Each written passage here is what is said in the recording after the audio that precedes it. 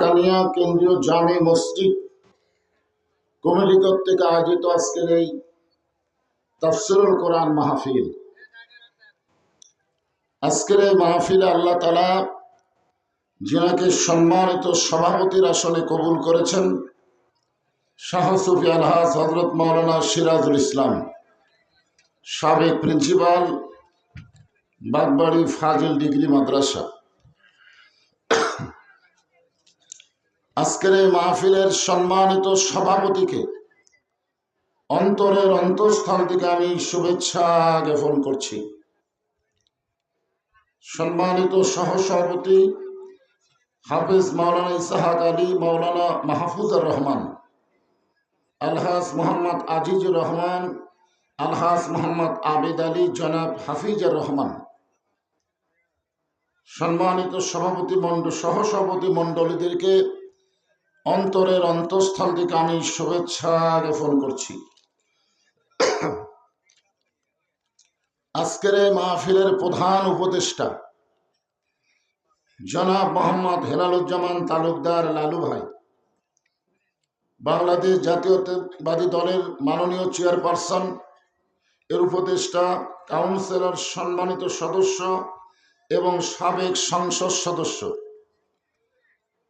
আমার সম্মানিত ভাইকে অন্তরের অন্তঃস্থল থেকে আমি শুভেচ্ছা জ্ঞাপন করছি।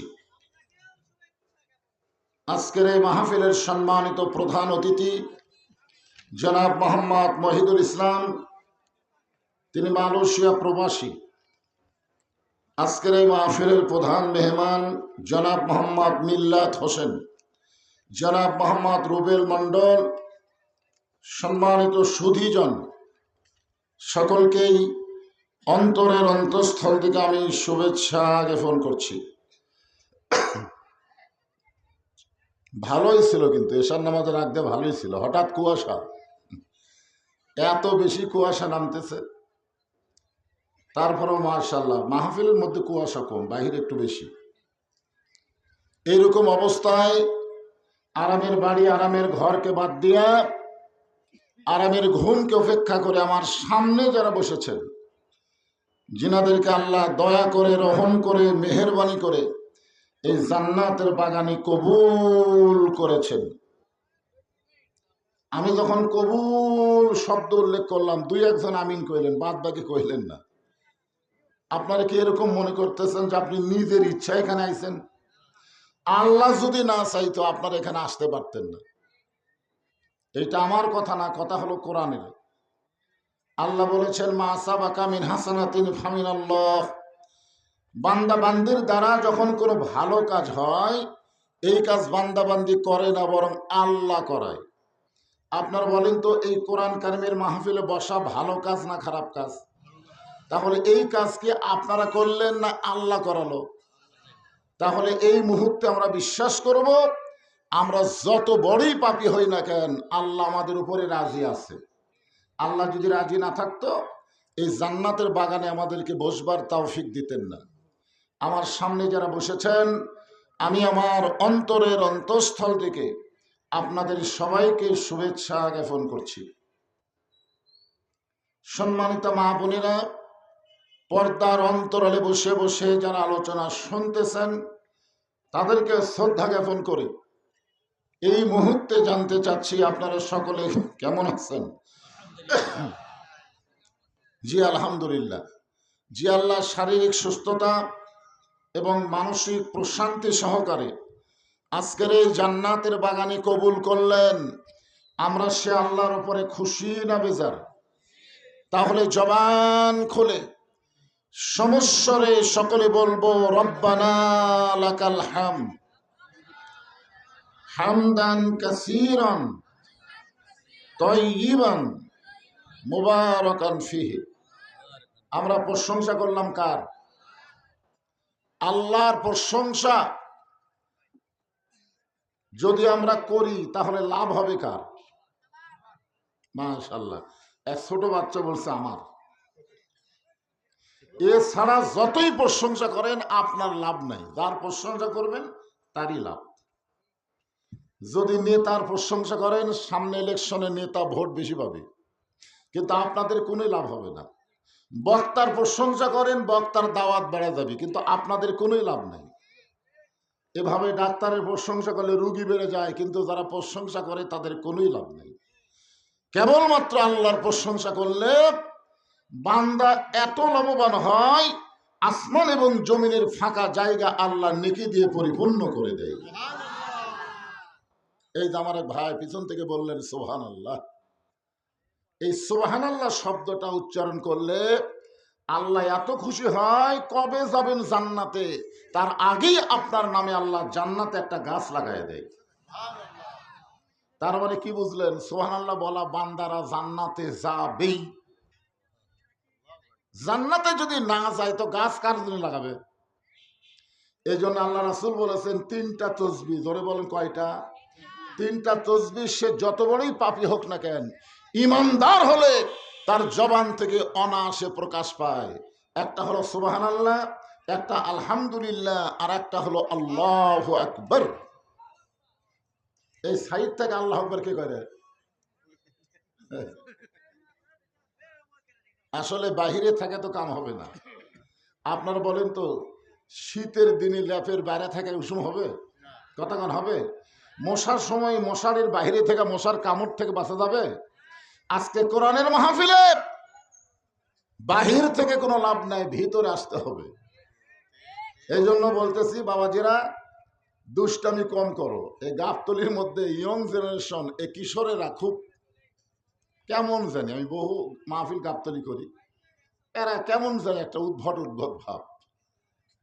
বাহির থেকে আল্লাহ আকবার, বাইরে কেন পাগলারা, ভিতরে আসো। তাহলে আমরা আল্লাহর প্রশংসা কম করব না বেশি করব?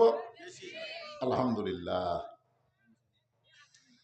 আল্লাহর প্রশংসা করার বহু কারণের মধ্যে একটা কারণ হলো, এই যে আমার ভাই হেলালুজ্জামান তালুকদার লালু বললেন রোজা আর পূজা, এই দুইটা কি এক? আল্লাহ কোরআনে বললেন ওমাইয়াবতাগি গায়রাল ইসলাম দীনান ফালাই ইউকবালা মিনহু। ইসলাম ছাড়া অন্য কোন জীবন ব্যবস্থা ধর্ম কেউ যদি গ্রহণ করে, আল্লাহ বলেছেন কখনোই তা কবুল করা হবে না। আল্লাহর কাছে একমাত্র কবুল যোগ্য জীবন ব্যবস্থা ধর্মের নাম কি? আমি কিন্তু জীবন ব্যবস্থা ধর্ম দুটাই কইছি। অনেকে মনে করে ইসলাম একটা ধর্মের নাম। হিন্দু একটা ধর্ম হতে পারে, খ্রিস্টান একটা ধর্ম হতে পারে, ইহুদি একটা ধর্ম হতে পারে, বৌদ্ধ একটা ধর্ম হতে পারে, কিন্তু ইসলাম কোনো ধর্ম না। এটা হলো পুরাপুরি জীবন ব্যবস্থার নাম। জোরে কার কথা ঠিক কিনা? হ্যাঁ, এইটা বোঝা লাগবে। 5 ওয়াক্ত নামাজ পড়বেন, যা ইচ্ছা তাই করবেন নাকি?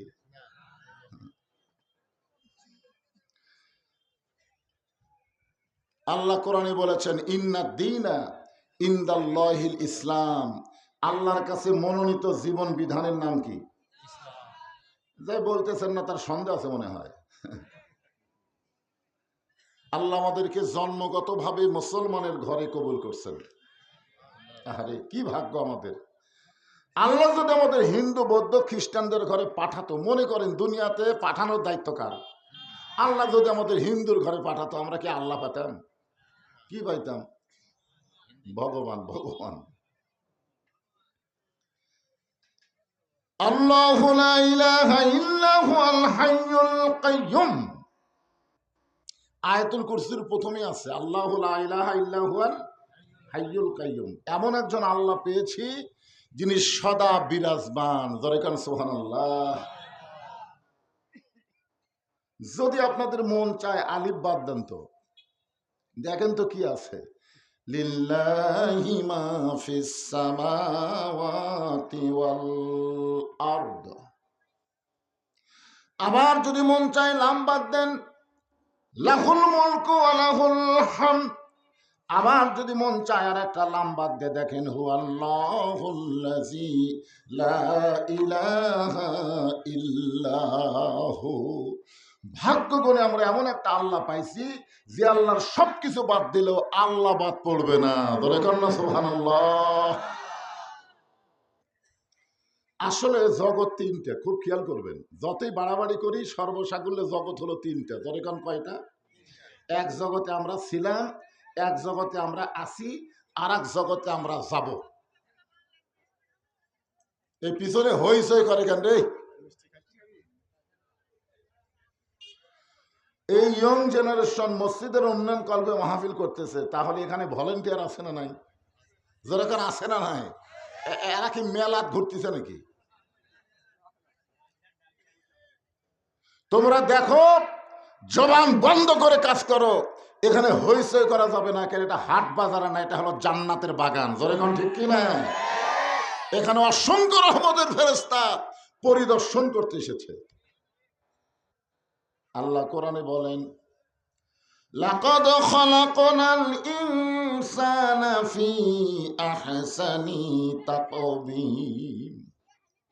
আল ইনসানু আশরাফুল মাখলুকাত। মখলুকাতের মধ্যে মানুষ হচ্ছে সবচাইতে ভদ্র জাত। যেরকম সুবহানাল্লাহ। সেই মানুষ যদি হয়েছে করে, ফেরেশতারা যায় আল্লাহ কি করবে? আল্লাহ যা বলবে, আল্লাহ দেখবার গেছিলাম কিন্তু এরা তো ভদ্র না। তো আমাদের বিরুদ্ধে রিপোর্ট পড়বে, এই রিপোর্ট যেন না পড়ে আমরা ভদ্র। ঠিক কিনা বলেন ভাইজান? এর জন্য বাইরে যা পারেন করেন, মাহফিলের ভিতরে হইচই করা যাবে না। একটু মনোযোগ দিয়ে শুনবেন। ওয়াজটা শুরুতে ভূমিকা যদি না বোঝেন, যে আয়াতের তাফসীর হবে, আয়াত বোঝা বড় কঠিন হবে।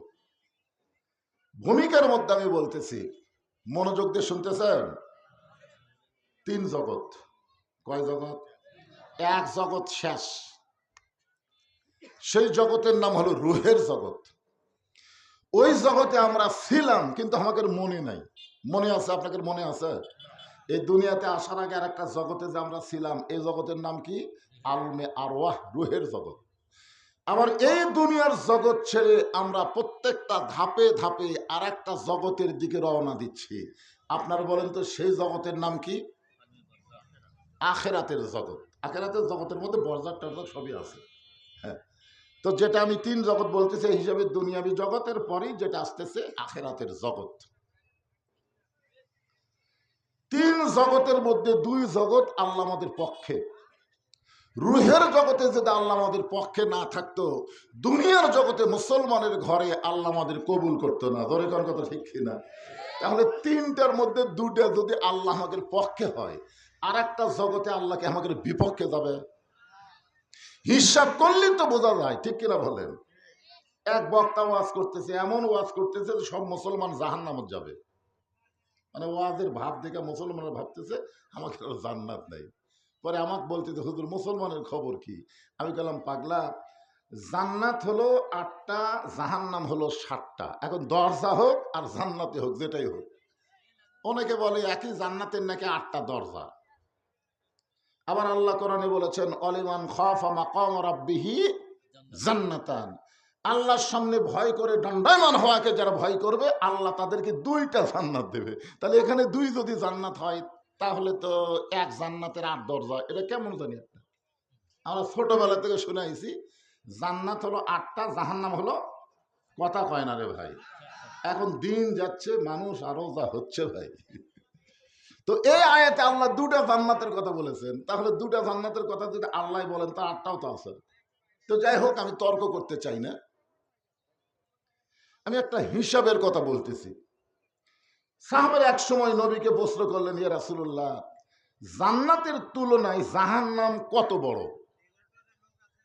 জান্নাতের তুলনায় জাহান্নাম কত বড়? আল্লাহ রাসূল বললেন, 7টা জাহান্নাম কোন একটা জান্নাতের মধ্যে যদি ফেলে দেওয়া হয়, তাহলে অনুবীক্ষণ দিয়ে দেখতে হবে জাহান্নাম গুলা গেল কোথায়। সুবহানাল্লাহ কবেন না? তাহলে জাহান্নামের তুলনায় জান্নাত কত বড়, এখন হিসাব করেন। বর্তমান গোটা পৃথিবীতে ধরেন 700 কোটি মানুষ বসবাস করতেছে। একটা হিসাব, কত কোটি? 700 কোটি। তার মধ্যে 500 কোটি হলো বেঈমান আর 200 কোটি হলো মুসলমান। বেঈমানের সংখ্যা কত? যারা মুসলমান ছাড়া অন্য ধর্মে জন্ম নিয়েছে, এরা কি ইমানদার? এরা কিন্তু ইমানদার, এরা বেঈমানের জাত। তাহলে বেঈমানের সংখ্যা হলো 500 মুসলমানের সংখ্যা হলো 200, জান্নাতের সংখ্যা হলো 8টা, জাহান্নামের সংখ্যা হলো 7টা। আর জাহান্নামের তুলনায় জান্নাত কোটি গুণ বড়। তাহলে এই হিসাবে দেখা যায় 500 কোটি বেঈমানের জন্য 7টা জান্নাত, আর 200 কোটি মুসলমানের জন্য 8টা জান্নাত। হিসাব করলে তো আমরা এমনিই পাই। জোরে কথা কান না কেন? একটা হিসাবের দরকার আছে না নাই? তাহলে বোঝা গেল 2 জগতে আল্লাহ আমাদের পক্ষে আছে। রুহের জগতে আসিল, যার কারণে দুনিয়ার জগতে মুসলমানের ঘরে আমাদেরকে কবুল করেছেন। আমার বিশ্বাস আখিরাতের জগতেও আল্লাহ আমাদের পক্ষে থাকবেন। কি মনে হয়?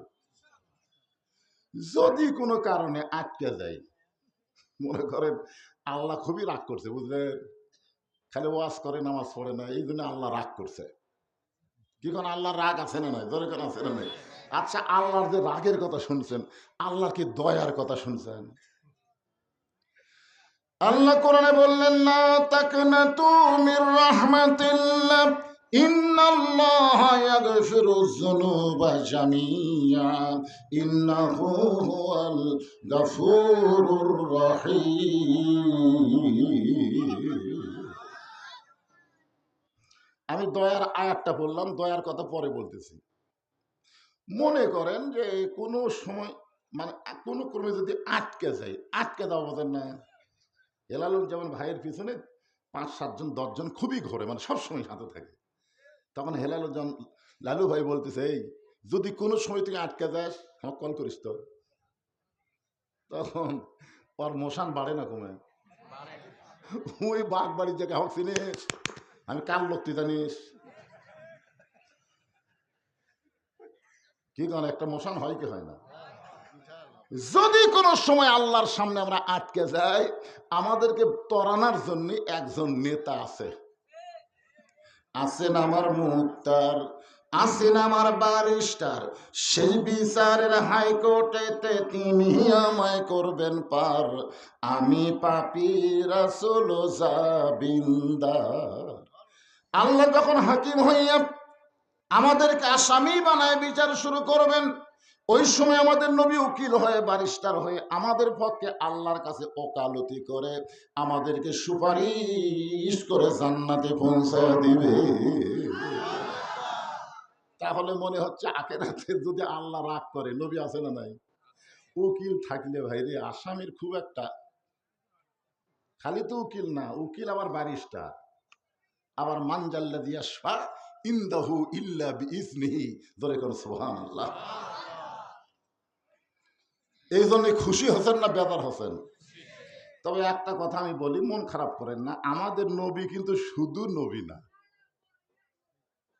আমাদের নবী কিন্তু শুধু নবী না। আবার অনেকে মনে করবেন ঈসা নবী, মুসা নবী, আদম নবী, ইদ্রিস নবী, হামাকেরও নবী। আমাদের নবী সম্পর্কে আল্লাহ বললেন, ওয়ামা আরসালনাকা ইল্লা রাহমাতাল লিল আলামিন। আল্লাহু আকবার। নবীর প্রতি দরুদ পড়ে, নবীরে সালাম করে মসজিদের ভিতরে, কিন্তু নবীর সমাজ গড়ার কাজে অনেকের দ্বন্দ্ব মনে বাজে। নবীর একটা সমাজ আছে, মক্কায় নবী 13 বছর দাওয়াত দিচ্ছেন আর পিটন খাচ্ছেন, ঠিক কিনা বলেন? কথা কন না কেন ভাইয়া? নবী যখন হিজরত করে মদিনায় গেলেন, আজকে মক্কার ইসলামের কথা যদি বক্তারা সারা রাত কয়, কেউ বেজার হবে না। কিন্তু হিজরতের পরে মদিনার কথা যদি বলবার চাই, অনেকে বলবে হুজুর মনে হয় রাজনীতি ঢুকলো রে। আপনার বলেন তো, আমাদের নবী মদিনায় হিজরত করার পরে শুধু নবী ছিলেন না রাষ্ট্রপতি ছিলেন? সবাই বলা লাগবে নবীর উম্মত, জবান খুলে বলেন কি ছিলেন? রাষ্ট্রপতি যদি থাকেন তাহলে তিনি একটা রাষ্ট্রের প্রধান ছিলেন। ছিলেন কি ছিলেন না? জি জি। এখন দেখেন, নবী যখন মদিনার রাষ্ট্রপতি ছিলেন, ওই সময় নবী ধর্মমন্ত্রী যিনি ছিলেন তার নাম হলেন আবু বকর। কি মন্ত্রী? আইন মন্ত্রী যিনি ছিলেন তার নাম হলো হযরত উমর। অর্থমন্ত্রীর নাম হলো ওসমান গনি, আর শিক্ষামন্ত্রীর নাম হলো হজরত আলী। আমি আপাতত 4টা মন্ত্রীর নাম করলাম।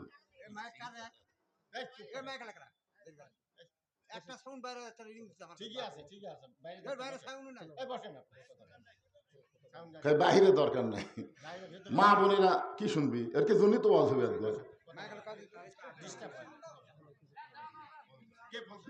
আর ইয়ে করেন না। আপনারা কি সবাই শুনতে পাচ্ছেন?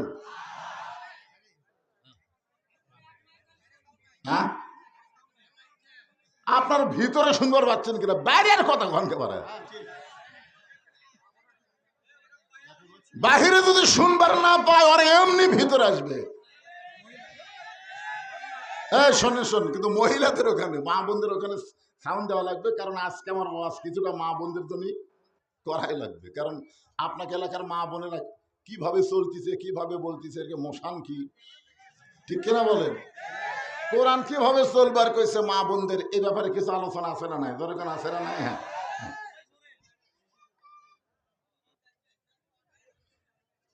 এই যে এই 3টে একসাথে উঠলে এরকে নিয়ত কিনা বসবি? তোরকে নিয়ত কিরে? এদেরকে বলা হয় কিশোর গ্যাং। যেরকম কি গ্যাং? এরা সমাজের সবচাইতে বিষ পয়জন হয়ে গেছে। একটা করে ভিডিও মোবাইল পাশে, এরা যে কি মাস্তান হবে বুঝলেন? হাই,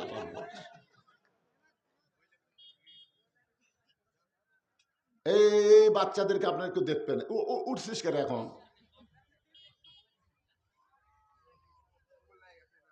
হ্যাঁ, একটু মনোযোগ দিয়ে শোনেন ভাইজান, যে কথা বলতেছিলাম।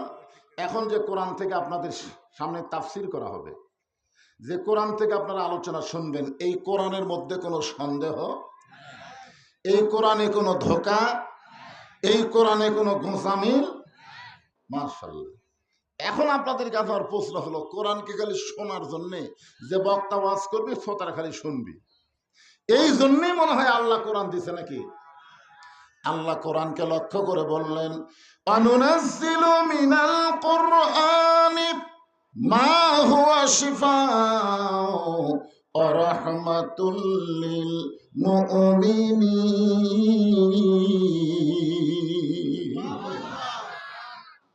কি বুঝলেন?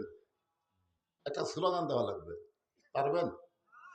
আমি যেই বলবো সব সমস্যার সমাধান আপনার বলবেন দিতে পারে আল কোরআন। সব সমস্যার সমাধান আল কোরআনের আলো, সব জায়গায় আলো। না, অনেকে সংসদের কথা বললে হুজুর আবার শুরু করলো, দরকার নেই, আমরা সংসদের নাম নেব না, আমরা বলবো সব জায়গা। ধরে কোন জায়গা? সব জায়গার মধ্যে সংসদ আছে না নাই? থানা আছে না নাই? উপজেলা আছে না নাই? জেলা আছে না নাই? বিভাগ আছে না নাই? রাজধানী আছে না নাই? সংসদ আছে না নাই? তার মানে এমন একটা স্লোগান দেওয়া লাগবে, এই স্লোগানের নাম হলো হিকমত। জোরে বলেন, নাম কি? আল্লাহ কোরআনে বলেছেন, উদউ ইলা সাবিলি রাব্বিকা বিল হিকমাহ। মাওজাতুল হাসান, এটা হচ্ছে সুন্দর। আমি হিকমত পর্যন্ত গেলাম, মানে সভাপতি যদি জ্ঞানী হয়, বুঝলেন, সেই মাশাআল্লাহ। মানে আমি পরকার না করতে আগে কয়ে দিছে একটা ফাজেল মাদ্রাসার প্রিন্সিপাল, আলহামদুলিল্লাহ বলে। এমন একটা সভাপতি দরকার আছে তো, বক্তা শেষ না করতে আগেই শেষ করে দেয়, আলহামদুলিল্লাহ আলহামদুলিল্লাহ। হুজুর কি, হুজুরকে ঘুষ দিলাম নাকি? আল্লাহ রাসূল বলেছেন যে ইমাম বরাবর যেই ব্যক্তি পিছনে দাঁড়িয়ে নামাজ পড়বে, গোটা মসজিদের সমস্ত মুসল্লি মিলে যে সওয়াব পাবে, ওই ব্যক্তিকে আল্লাহ সমপরিমাণ সওয়াব দিয়ে দিবে। এখন বলেন তো, এই সওয়াবের আশায় কোনো ব্যক্তি যদি ইমামের পিছনে নামাজ শুরু করে দেয় সওয়াবের আশায়, ধরে কোন কিসের আশায়? কিন্তু নবী কি কারণে এত সওয়াবের কথা কইছে ওটা জানে না। ওই ইমামের পাশে নামাজ শুরু করছে, নামাজ হলো মাগরিবের নামাজ। কোন নামাজ? 1 রাকাত নামাজ পড়াতে ইমামের ওযু গেছে। জোরে কোন কি গেছে? ওযু গেছে। এখন ইমাম সাহেব কি করবি? ওযু গেলে নামাজ হবে? তখন ইমাম সাহেব নাকে এরকম হাত দিয়ে ওই পিছনে ইমাম বরাবর পিছনে যে আছে তাকে ইমামের জায়গা দাঁড় করাই দিয়ে সে অজু করার জন্য চলে যাবে। এখন যে ব্যক্তি টান দিয়ে ইমামতের জায়গা লাগলো সে যদি কয় আমি পারি না ভাই, আমি পারি না ভাই, আমার টানলেন খেন, ওর 5-7 11টা বাড়ি মারা লাগবে। জোরে কোন কয় বাড়ি? 11টা বাড়ি। তুই পারিস না তো পিছন টানাচ্ছিস কেন? তার মানে বোঝা গেল সোয়াবও আছে, ঠেলাও আছে। আছে না? না কথা কন না কেন? হ্যাঁ, এরকম সভাপতি থাকলে বক্তাকে ওয়াজও ভালো হবে, আবার ভুল করলে ঠেলাও খাবি। তোর কথা কন না কেন? কথা বলেন। হ্যাঁ আলহামদুলিল্লাহ, আমি আল্লাহ শুকরিয়া আদায় করছি। যে কোরআনের প্রথমে আল্লাহ বললেন জালিকাল কিতাবু লা রাইবা ফি হুদাল লিল, যদি আল্লাহ এখানে বলতো হুদাল লিন নাস, তাহলে পাইকারি হারে সবাই কোরআন থেকে হেদায়েত পাইতো। কিন্তু আল্লাহ তাআলা হুদাল লিন নাস না বলে হুদাল লিল মুত্তাকিন বলে ঘোষণা করে দিলেন। সবাই কোরআন শুনবে ঠিকই, কিন্তু সবাই কোরআন থেকে হেদায়েত পাবে না। কোরআনের হেদায়েত নিতে গেলে মুত্তাকি হওয়া লাগবে। যেরকম আবু জেহেল সারা রাত কোরআন শুনছে, সারা রাত।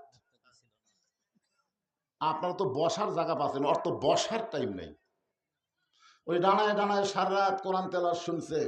সকালবেলা গিয়া মিটিং এর মধ্যে বলেছে এত সুন্দর কোরআনের বাণী, রাতটা কোন দিক দিয়ে গেল আমি বুঝবারই পারিনি। যেরকম অনেকে বদরশীতে এত ওয়াজ করলো রে, কখন যে 11টা বাজলো বুঝবারই পারিনি রে, ওই আর ফজরের নামাজও পড়েনি। আবু জেহেলও যা, ইও তাই। শোনে ঠিকই, ধরে না। শোনে ঠিকই, কথা কয় না, ধরে না। আবু জেহেল বলতেছে এত সুন্দর কোরআনের বাণী, রাতটা কোন দিক দিয়ে গেল আমি বুঝবারই পারিনি। তা আবু সুফিয়ান বলে নেতা, যেই কোরআন শুনতে রাত কোন দিকে যায় বোঝা যায় না, সেই কোরআন ধরলে অসুবিধা কি? না শুনলেই যদি এত মজা হয় তাহলে ধরার মধ্যে। আবু জেহেল বলতেছে আবু সুফিয়ান তুই আমার কাছে আয়। কাছে যে আছে কানের কাছে মুখ লাগাই বলতেছে এই কোরআনকে যদি আমরা ধরি তাহলে আমাদের ভুয়া নেতৃত্ব চলবে না। আজকে বাংলাদেশে যারা ভুয়া নেতৃত্ব দিবার চায় তারাই কোরআনের কথা শুনবার চায় না। ধরে কোন কথা কন না কেন ভাই? আপনারা কি মনে করছেন আবু জেহেলের গুরু সব মরিছে?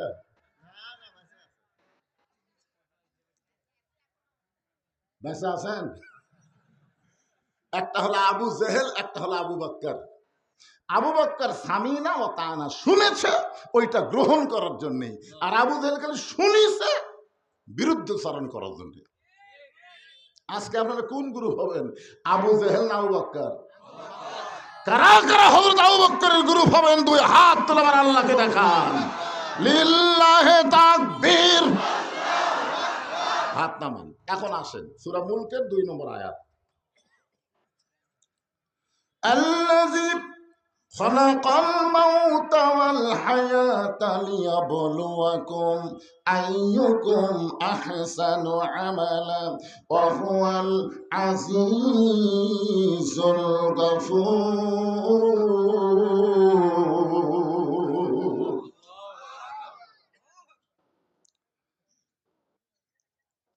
কোরআন শরীফের 29 পারার প্রথমে একটা সূরা আছে, নাম হলো সূরা মুলক।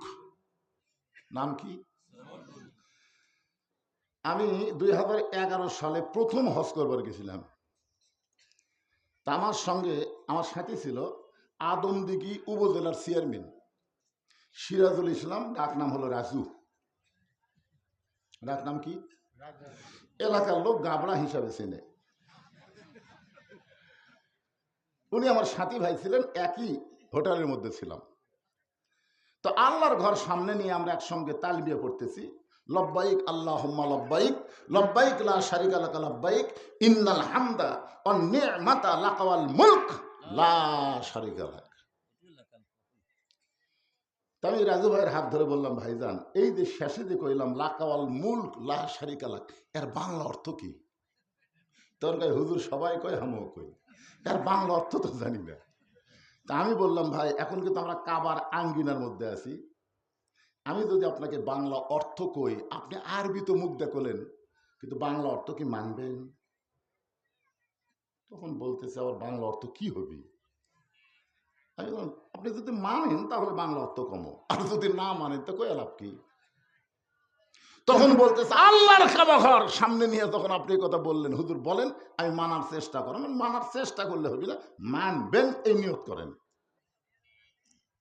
আমাকে বলতেছে আগে বাংলা অর্থটা কম তো দেখি। আমি বললাম লাকাল মুলক লা শারিকা লাকের বাংলা অর্থ হলো রাজনীতির ভিতরে, রাজত্বের ভিতরে একমাত্র আল্লাহ ছাড়া আমি অন্য কাউকে স্বীকার করি না। আপনি মুসলমান হবেন, মানুষের তৈরি দল করবেন, আর আল্লাহর কাবা ঘর তাওয়াফ করবেন। হজের আগে যা করছেন করছেন, হজের পরে আল্লাহর দল করা লাগবে। এখন আপনি কি কন? হুজুর এটার অর্থ দিয়েই হবি, তাহলে এটা বাদ দিয়ে আমি তলবে বন্ধ হলি। আরে পাগলা, তুমি 7 পাকে এক তাওয়াফ হয়, তুমি যদি 1 পাক বাদ দাও, যদি 100 বার তাওয়াফ করো, তোমার তাওয়াফ হবে না, কারণ 7 পাকে 1 তাওয়াফ। জোরে কোন কথা ঠিক কিনা? তাহলে তলবিয়া পড়বার গেলে শেষের অংশ বাদ দেওয়া যাবে? জোরে কোন যাবে? মৃত্যু এবং হায়াতের স্রষ্টার নাম কি? আগে আয়াতের অর্থ করতেছি। লিয়াবলুয়াকুম, তোমাদের পরীক্ষা করা হবে, আইয়ুকুম আহসানু আমালা, সুন্দর আমল। সুন্দর আমলের পরীক্ষা করা হবে। মাইক আবার ভম্ভম করতেছে। সুন্দর আমলের পরীক্ষা করবেন কে? আরো জোরে। এখন সুন্দর আমল যদি আমরা করতে চাই, আপনার বলেন তো সুন্দর একটা পরিবেশের দরকার আছে না নাই? সুন্দর একটা পরিবেশ যদি তৈরি করবার চাই, তাহলে সুন্দর একটা সমাজের দরকার আছে না নাই? সুন্দর একটা সমাজ যদি তৈরি করতে চাই, তাহলে সুন্দর একটা রাষ্ট্রের দরকার আছে না নাই? সুন্দর একটা রাষ্ট্র যদি গঠন করতে চাই, তাহলে মানুষের তৈরি করা সংবিধান দেওয়া হবে না, আমার আল্লাহর কোরআনের সংবিধান লাগবে।